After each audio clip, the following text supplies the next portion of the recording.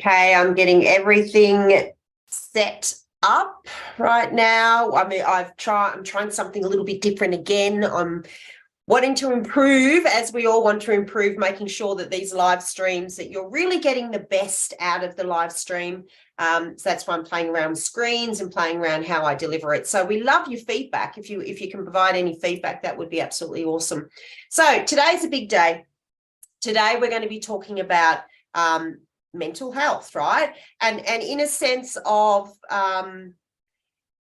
in line with this month's topic, all around health. Okay, so as we know, the month of June, this month, we're leading up to our Manifest Your Health Challenge, which is starting next Monday. Woo! Next Monday, so the 26th. So if you don't know about the Manifesting Your Health Challenge, please reach out and ask us all about it. We've got 80 women at the moment sitting in our Manifesting Hub, all eagerly waiting for this month's Manifestation Challenge. And what a better challenge could it be, or what could be a better challenge, if I say it properly, than looking after your health. Yeah. So this is about, living true to yourself and making sure you're aware of all the things that are required for mind-body health. So mind-body health. So that's why this week, each week, I'm kind of going through different topics within health. And sometimes I think when we run these sort of challenges or we talk about this topic, immediately you may, or you may not, but you may sort of align it or associate it with health, as in, what you're eating or the exercise that you're doing. And that's not what this is about. The level of health that we go to, and in particular in the Manifestation Challenge, and the work that I very much do with all my clients, is around a deeper level than that. It's the mind-body connection, and it's making sure that we're looking at that importance of the connection and balancing it as much as possible. So if you come on live, awesome. If not, this will be available on YouTube as well. So let's get started. I'm going to flick us through this time. As often I don't do this, but I'm actually going to flick us to, and again, it would be great to get your feedback. I'm going to flick us over to the document, I think, so we can have a look at that together. So I'm just going to share the screen for a moment, and I'm sure that you can see this, and I might just present it into presentation mode, I think. So I'm hoping that's up and it's visible for everybody. If anyone comes online and they're like, no, I can't see the document, then you can let me know. However, let's start at the top. Yeah, I'm going to take you through 8 mental health tips that you can follow today. Okay, so this is pretty much, and really, I guess when I started to look at this more as well, we have this, sometimes we may have this perception of, mental health, and if we've got mental health issues. Well, mental health plays out in so many ways, and I'm hoping from this document and this discussion that you may look at it in a slightly different way. Let's have a little bit of look at some facts, because I know that some people like facts whenever they're looking at a topic. Now, it's estimated that 1 in 5 Australians experience mental illness in any given year. That's extraordinary, isn't it? Most of which will be mild, about 15%. Hello, Donna. Lovely to have you here. We're talking about mental health care today, okay? So, we're looking at this sort of statistical way at the start, so then we can get some facts behind it. So, as I said before, 1.5 Australians experience mental illness. It's just huge. Most will be mild, about 15%, or an estimated 2.3 million Australians among the 15.3 million. So we look at it from a mild situation, or moderate, it's about 7%. All right. But at the end of the day, 1 in 5, we can, at some point, a lot of us will experience mental illness. And for most people, it's untreated, because we associate it with, just things playing out in a life, that maybe we're just not dealing with things at the moment. Maybe we're just not managing ourselves at the moment. Maybe our feelings are a little bit out of control. Maybe, it's the time of the month. Maybe it's whatever it is, yeah?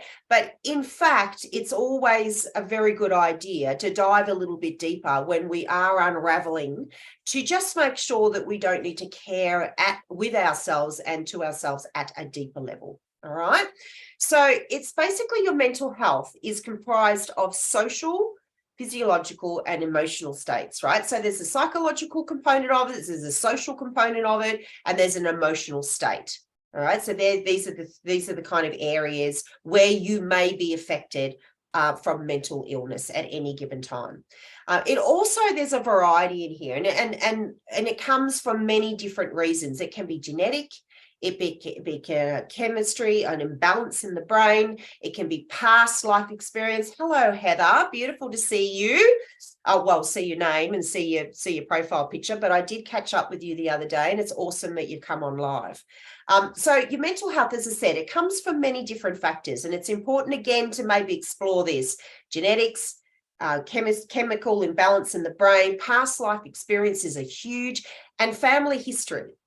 Okay, so with family history, there might be, that area of struggle with mental well-being, and that's been, from a young age, you've experienced that because you've seen it and you've been around it. Okay, so these sort of things affect us from our imprinting years, which are 0 to 7, all the way through into our adult life. So again, these factors, there's a variety of them, and it's good to know that. It's good to know that to again start working out where you're being affected from it. Is it genetics? Is it a chemical imbalance in the brain? Is it from life experiences?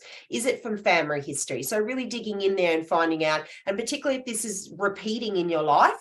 So if you're going through these times of unraveling and these times of, negative looping and life in general, that's just not doesn't seem to go your way. And I've been there, believe me, it's good to really tap in and work out what's triggered it and where it's come from. All right. So it's probably step one is to really get that grasp of why it's affecting you. And then we move into why it's important. Your mental health is essential to your well-being. We know that, yeah. It's really hard to function in a productive and positive way if we're dealing with mental health issues, all right? All good intentions you may have to change any given situation, change what's going on around you. But if you're not digging deeper in here and really understanding that it's being driven from somewhere where we have to really get in there and have a good look at mental health, if we're not going in there and finding out why it's surfacing and why it's playing out in our lives, it's just going to continually be there. And whatever we try and put in place, and we block it out and we move through it, and we don't look at it, we put it in the cupboard and we shut that door will get opened. Okay, that door will get opened, and it will play out slowly. Sometimes it'll hit you like a rock. It comes out in many, many different ways. So positive mental health, if we can change it from understanding why it's so important to move out of a negative mental health issue, is that if we move into mental health, positive mental health, this will boost so many things: your productivity, your attitude, your communication, your joy in life, your lifestyle. Everything will change once you have a positive mental health. All right, so positive mental health, from there, so much beautiful things are created. Big reasons why, and I think a good reason why this is a topic that we need to really look at. All right, before it becomes something that we can't handle. All right, thank you guys for acknowledging that. True, isn't it? Yeah, and it's just something that we can't ignore. We really can't. So how can you maintain, or how can I looked at it in my perspective, and now that's why I'm teaching it. How can you maintain mental health? All right, how can you maintain it? So I'm going to give you 8 tips today. There's many available, but I'm going to focus on 8 tips, and these are tips that I use in my own life. And as you probably know by now, I pretty much, talk what I walk. So if I'm teaching something in particular, or giving you tips and strategies, it's because I've experienced it and done it myself. All right. So number 1, take stock of your mental health. This is what we're talking about right here today. Okay, so first identify what's causing you to believe your mental health is deteriorating. And again, that can be from a change of your state of mind, the way that you're thinking, and a really big indicator is the negative loop thought. Okay, so if you start moving and unable to get out of negative mindset and change it to positive, you are looping around and around and your mental health is deteriorating. All right. And I don't mean to be dramatic when I say that, because we can improve upon it very quickly. All right. So your energy starts to decline. So if you've been in that state where you just always seem fucking tired, like you're like, I don't know what's going on. Like I wake up and I'm like, bugger this, and you're turning the alarm off and all that negativity starts to creep in the morning and it's following you through all day. So it's going to affect that energy of yours as well. Very hard to have vitality and energy when you're in a negative state. And then the habits will creep in. So if you see, your habits changing, the food's changing, you might start drinking a little bit more, all that stuff that we don't want to do because we know it's not good for us, they all start to creep in. All right. And there's no shame in here. There's absolutely no shame in here. This is not what this is about. This is simply about identifying what's causing it, because we need to understand where it's coming from in order for us to move past it or improve upon it. Okay. So please make sure that we're not looking at it through the eyes of shame, because it's got nothing to do with that. All right. And it's important to know that everyone does suffer from lows and highs. Everybody does. We might look at someone and they're all like, all that, those people that you're like, oh my God, could they be any more happier in this point? This is actually quite annoying, right? I probably guarantee you that there's moments of low in their life that just don't portray it and they don't show it. And that's their choice, right? But generally speaking, most of us will go through these will suffer through these lows and the highs. But what we're trying to do here is we're trying to balance it a little bit more, and most importantly, be a lot more aware of it, and see the signs. Because once it starts deteriorating, we don't want to go to the end of that deterioration. We want to catch it and implement some of these strategies that I'm about to go through before it deteriorates too far. Does that make sense? Yeah. Number 2, avoid perfectionism. Really, really important. Okay. So mental health is not the same as mental perfection. I want you to hear that. Yeah. Mental health is not the same as mental perfection. The former is the ever-evolving experience of your thoughts, feelings, and physiology. The latter is impossible. We cannot, in my opinion, we cannot be perfect. It's why I love my area of expertise in being perfectly imperfect. All right. Because we just need to step out of this idea that we can reach perfectionism, if I can say that. It's not impossible. It's totally impossible. All right. And it's something in my regard that if you've come to that place where you think you're perfect, well, there's going to be disappointment somewhere, or you're really not accessing the higher level that you can go, because we're evolving creatures. Yeah, we're always able to grow and learn more. So perfectionism just doesn't fit within here. And it's one of the most dangerous mental health tips when it comes to creating those unpleasant emotions or those unpleasant opinions about yourself, because you're thinking that you have to be perfect. All right. And that's where inferiornism comes from. That's where bad relationships within yourself. You feel isolated because you're not like that person or those people, and you just keep going into that spiral, deteriorating mental health. All right. So there's no such thing, and really trying to avoid perfectionism. Number 3 is recognize your current state isn't permanent. Nothing's permanent. Nothing needs to be permanent. We've got the choice and we've got the ability. We're amazing people, amazing creatures. We've got the power to change a current state. All right. So one of the areas that I really love doing with my clients, and I support them so much in here, is reprogramming of the mind. Okay. So we have the ability to reprogram our mindset. So we can change our state. So if you can look at yourself in this moment when you feel as if you're in a, your negative mental health is there, it's deteriorating to a place, you're in this state of, loneliness or desperation in many ways, pain, lots of stuff going on, negative thinking, you can't get out of that. The moment that you really accept and understand and recognize and believe that your current state is not permanent. You will be able to get through that. It's just going to take a little bit of work. And by doing these practices and understanding more about your mental health, where it comes from and what triggers it, you'll learn ways of getting out of that state quicker and faster. All right. It just takes a little bit of a time to move through that. So think about your body. Your physical health is something you need to constantly tend to through eating nutritionally. Exercising and regulating for signs of disease, your mind is exactly the same. So that's why I refer everything to mind, body. Hello, Phoenix, my beautiful girl. I refer everything to mind-body connection, because the importance of your physical health, the importance of, what you eat is just as important as the health of your mind. Of the health of your mind.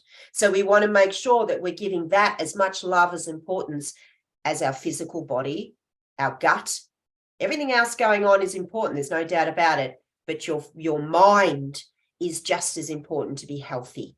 Yeah. And here I am munching on Maltesers. I love that. Whenever I talk about when I might run master classes or I do these sort of things, and then lo and behold, generally, if you come to them, there's going to be someone that is like, shit. But you know what I love about that, Heather, that you actually told us. That's what I love about you. Yeah.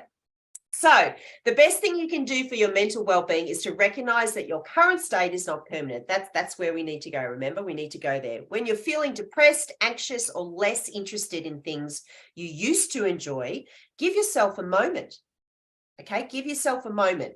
A big for shit, hun. Right. So hopefully you might only get through half of that packet during this conversation and then go, ooh, I might just move that to the side. Yeah. Because they're all signs, right? They're all signs. Yeah. So when we're looking at that kind of that moment where you want to move your current state, or you want to change, that negative to a positive, or you want to improve on what's going on, we need to give ourselves permission. That's number one, right? You've got to give yourself permission. Then you've got to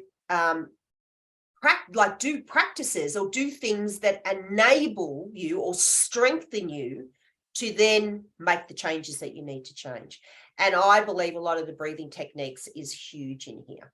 Okay, so a lot of breath work is about activating different states of your mind, right? It changes your frequency, it changes your vibration, it changes your energy, it changes the way that you think. It enables you to visualize things and move past what's going on now. So this is where we can change that current state, because it's not permanent.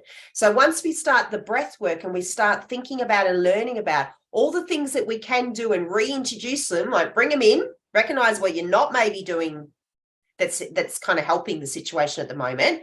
Great, you've recognized it. Now you're just gonna let that go. You're gonna let that go because you're giving yourself permission to change. And then you're going through some beautiful meditational work to start visualizing all the things, knowing the things that you actually enjoy, you love, and make you feel better, and change your state of mind, how you're going to reintroduce them, and what that's going to mean, and the result of that. So we're looking past the state that we're in now. Otherwise, we get very stuck in the moment. Okay, we find it hard to look past. So number 4, and I know I'm skimming over this. This is a huge topic, and I understand that. And I really do welcome any of you that want to come into a discussion about this with me. Please, reach out and make sure we get on a call and we talk through this, because I'd love to talk through it with you. Number 4, change your physical state, right? The connection between your mind and your body can't be overlooked. I've explained how important it is. Your thoughts determine your actions, but your physicality also affects your emotions. If you find yourself in a depressed or stressed state, take a moment to adjust your posture, stretch, go outside and take a walk, engage in something physical. So again, this is a massive area of expertise, and I love everything to do about what activity does to the body.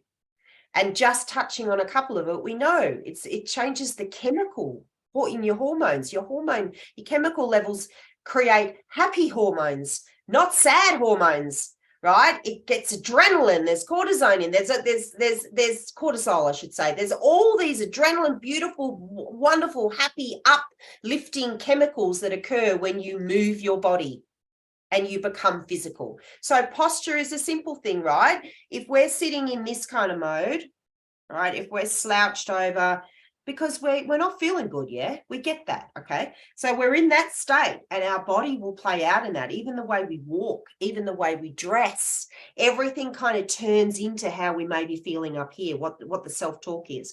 If we want to change the state, we change everything about that. Our posture, we make sure we lift ourselves up, we shake it off. I do like a shaking exercise with the women I work with. If they've got something hanging around that we want to get rid of, we just simply stand up and shake it all off, get rid of it, yeah? Or, well, my favorite obviously is go out for a hike, go out for a walk, get healed by nature, right? Get out and do the things that you know physically are going to turn and change the chemicals going on in your body and take them from negative chemicals to happy, wonderful, positive chemicals. All right. So change your physical state, modify your diet, really, really big. And in here, a healthy nutrition diet, really to deal with some of those vital nutrients and minerals. Thanks, guys, for the thumbs up. Is like omega-3, vitamin D, and magnesium. There's plenty of other things that I could advise you on in here. And I'm brand partner for a health and wellness company. So hello, I've got plenty of details and advice on what you could do to change your diet or modify your diet to help your mental health. But these are just some of the main kind of ones. The minerals of omega-3, vitamin D, and magnesium can very much help in the assistance of moving you from this negative mental health into positive mental health. Okay, so it's about the diet and not looking at anyone, Heather, when we may be, in a place that we're not happy in, and we're feeling that heaviness and that frustration and anger and everything else that creates, a negative mental health. We then go for the foods and everything around us that really we know is not going to help. Okay, we're not going to help. We know it's not going to help, but we find it really hard with that when we're in that state. Okay, so just to be aware of some things that you can do to assist creating a stronger thought in here is often what goes in here. Okay, so what we eat is often how we act out. Number 6, fast to help your body reset. So again, sometimes it takes, I'm a little bit like this, it takes a real big, punch. Well, I shouldn't say punch in the head because that's probably not very nice. A slap in the face, that might be a little bit nicer. Sorry, my boxing days are coming back. A nice slap in the face to reset. And I am a little bit like that. Like it takes me, I have to go somewhere really kind of like shit to and then do something quite drastic to get me out of it. Right? It's just who I am. But I know that. All right. So sometimes when I'm going in this state and I'm in not a really good place and I'm deteriorating, I do something drastic like fast. All right. Now, it doesn't have to be that you starve yourself to death for a week. The 16-8 method is one that I pretty much advise a lot of people. It's very manageable, but it works. Okay. And it can totally reset your body and your mind. All right, because it's kind of detoxifying everything. Okay, so think about that to reset the body, reset through a fast. Number 7, find activities you're passionate about that boost your mental health. Go back and work out the things that you love. Okay, and I only had this conversation with one of my clients yesterday that's going through a bit of a bad way at the moment, and we spoke about what are the things right now that we can do to surround you in being happy, right? In feeling, even if we can't get you feeling happy at the moment, feeling not as unhappy, all right? So tiny little things, the music you're listening to, the candles or the oils, your diffusers that you've got at the moment. This is all priming. This is all about priming, yeah? The practice work that you're doing, as in, are you doing some journaling? If you love writing, are you writing? Are you doing some gratitude work? Are you Are you going for a walk 2 times a day, not once a day, because that's something that you love, but not walking around an area that you don't like? Are you taking the time to drive somewhere just so then you can be somewhere that you love? I know, Heather, I spoke to you and you miss the hills, right? So if you're not in a good way, maybe you need to get in the car one day and you actually need to drive to the Dandenong Ranges or wherever it is and spend a day there. Right? Spend a day there, because walking around the local area that you live in might not be enough. All right. So let's find the activities that you're passionate about and you know is going to improve upon how you feel. And as many of those things that you can do when you're in this state, the better.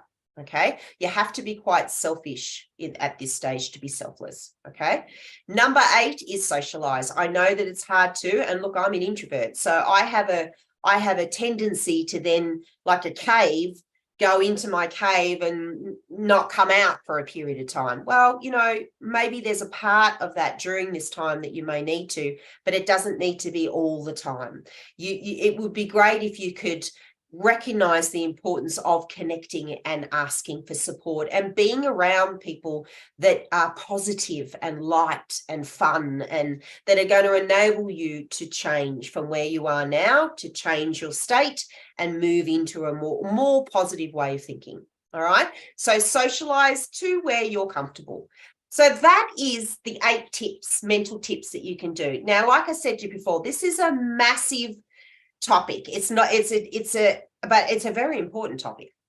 And again, I've introduced this. I don't talk in this space that much because I think a lot of the time we talk about the obvious, you know, the healthy habits and being your food and what you do physically and, you know, good positive mindset. They're all important, but I'm talking about that next level. And when we find ourselves, deteriorating past what we think we've got the ability to move into a better way of thinking or acting or behaving, we've probably got to the level where maybe this sort of document might help you, or reaching out and talking to someone might help you. And there's no shame in it. And it may not have to be a doctor or a psychologist or a counselor. It could be a family member. It could be a friend. It could be just you doing some of these tips, starting to do some of these strategies where you can start to learn how the signs and then learn how to move through this more effectively as you go along. All right. So my name is Kate, as I said at the start, and I am the Courageous Inspirer Coach. And if you're interested in learning more about what I do in my signature systems, there are 3 masterminds that I offer, and they're all sensational. You need just to reach out, okay? Reach out. I'll always put, after these lives, I'll put my booking link in there. We have a chat. We talk about where you're at, where you'd like to be, and whether or not we align. That's as simple as that. All right. Lovely to have you. Have an awesome day. Thank you to the guys that jumped on, Donna, Heather, and Fanique. And I'll speak to you soon. Bye.